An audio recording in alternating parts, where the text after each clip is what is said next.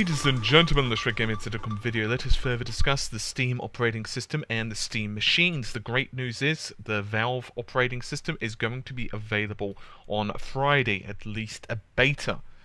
Now, the first prototype Steam machines are already rolling off the production lines, they're already being created, and there's going to be 300 beta testers who are lucky enough to have a copy of the machine. Unfortunately, it is for the United States only.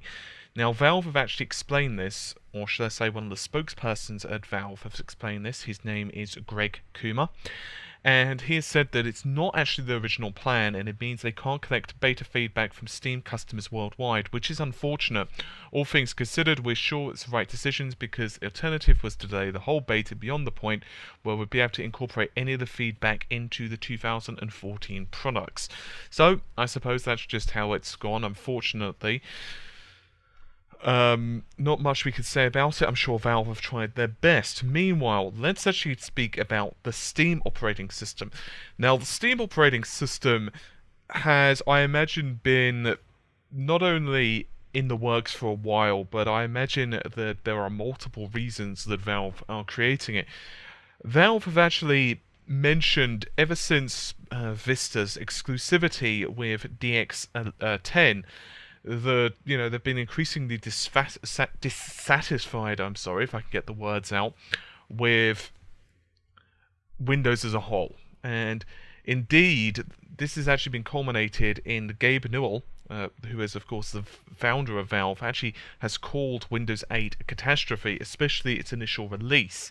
So, what they've decided to do is go with an open source GNU/Linux base and pretty much develop Steam OS as a premise for the living room. Now, obviously Steam, the base version, already does have the big picture mode. But as I mentioned, it's going to be launched as a beta, the whole full Steam OS, on Friday. Now, the beta, and as well as the full version, are going to be completely and utterly free. So you don't have to pay a penny for the operating system, which is fantastic if all you're doing is playing games. And there has been a comment on this. Steam OS will be available for the prototype hardware ship for when the prototype hardware ships. It will be downloadable by individual users as well as commercial OEMs. But unless you're intrepid Linux hacker already, we're going to recommend that you wait until later in 2014 to try it out. So this obviously means that right now, the operating system is fairly raw. A lot of the features haven't been implemented. Therefore, you're probably going to have to use quite a few command lines, and therefore it's not going to be good for a lot of users who aren't that familiar with the Linux workflow. Let's use that. Now, I personally am going to be trying it out, most likely on a virtual box in the next couple of days when it's available, so you guys can check that out if you don't fancy downloading a large file. So I'll, of course, record that and let you guys have a look. I'll play around with it a little bit. Meanwhile, Digital Storm have actually teased that they're going to be releasing a high-end Steam machine, and this is going to be really powerful.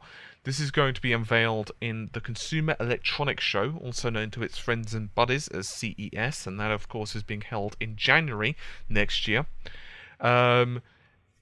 This system is going to be aimed at very high-end users. It's going to actually feature things such as liquid cooling, as well as a GeForce GTX Titan inside the system. And yes, the system, of course, will be operating using the Steam OS, but also it's going to feature a dual bundled copy of Microsoft's Windows. They haven't given an exact pricing right now. Obviously, it will depend on exactly how you decide to customize your rig, but it's going to cost about $1,500. So that's about 900 Great British pounds, obviously excluding taxes. Once again, I'd just like to reiterate that that is one of the highest end machines, and that's obviously targeted at people who want to run games at 1080p or higher with ludicrous frame rates. So, where does this actually leave us in terms of PC gaming? Well, not that much is going to be changing for a while. Games developers are definitely becoming more intimate and more familiar. Obviously, Valve have also joined the Linux Foundation, which of course are a collective group of companies with the interests of promoting Well, Linux as a whole, basically. The problem, of course, right now for gamers is, and games developers, is that Linux is in this chicken and egg situation. There's not enough games developers who are really promoting Linux for most gamers to jump on it, and contrary, you've also got the, well, opposite problem. So this is very similar, of course, to what Nintendo are experiencing for the Wii U. For example, a lot of gamers are saying, well, what's the point of buying the Wii U? There's not enough games on it. Meanwhile, games developers are saying, well, what's the point in developing for the Wii U when there's not enough people going to buy our games? So Valve and other companies, obviously Valve are a silver member in the Linux Foundation. There are others. There are companies such as Oracle and Dell. Some of these guys are in it because of the server environments, which of course Linux is well known for. That's not to say that Linux is exclusive in servers. Obviously, Microsoft really push Azure as well as their own Windows-based technologies. You can certainly get Linux on servers with Azure, but Microsoft do push their Windows-based 2012 servers, for example. But Linux is slowly starting to get a foothold, so I guess we're just going to have to see how complete the beta version of the Steam OS is. I have a feeling that for many people, it's not going to be the operating system that you're going to want to use as your main.